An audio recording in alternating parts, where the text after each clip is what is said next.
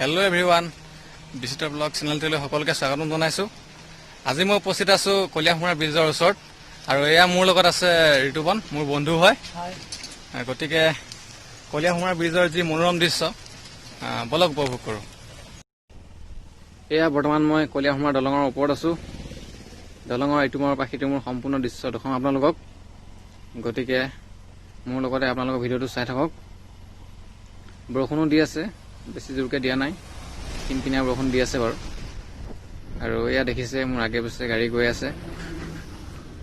এই দলংখন তেজপুৰ টাউনৰ পৰা বেছি দূৰ নহয়, 10 কিলোমিটাৰমান হয়। 10-15 মিনিট সময় লাগে। গতিকে যিসকলে দেখা নাই আহিব চাবলৈ। আৰু মোৰ সোঁফালে দেখিছে আৰু এখন ব্ৰিজ বনাই আছে, কেতিয়া হ'ব সেইটো নাজানো বাৰু। তো চাই থাককচোন ভিডিঅ'টো।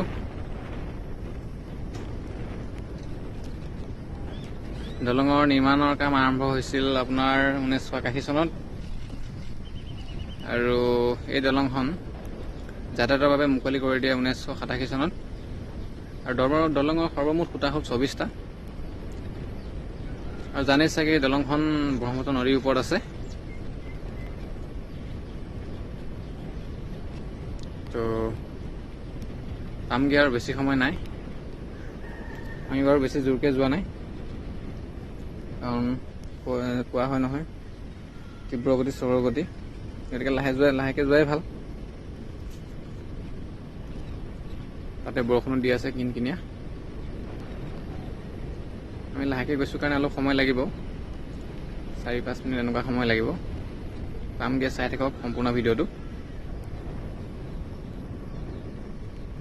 আৰু নদীটো পানী ইমান দেখা পোৱা নাই, পানী কমিছে বাৰু আগতকৈ।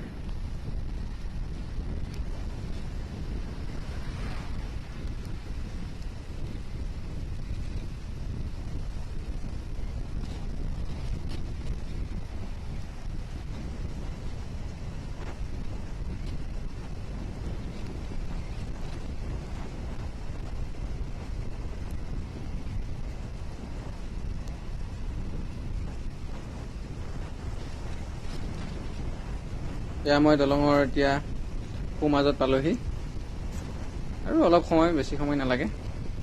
তো চাই থাকক ভিডিঅ'টো।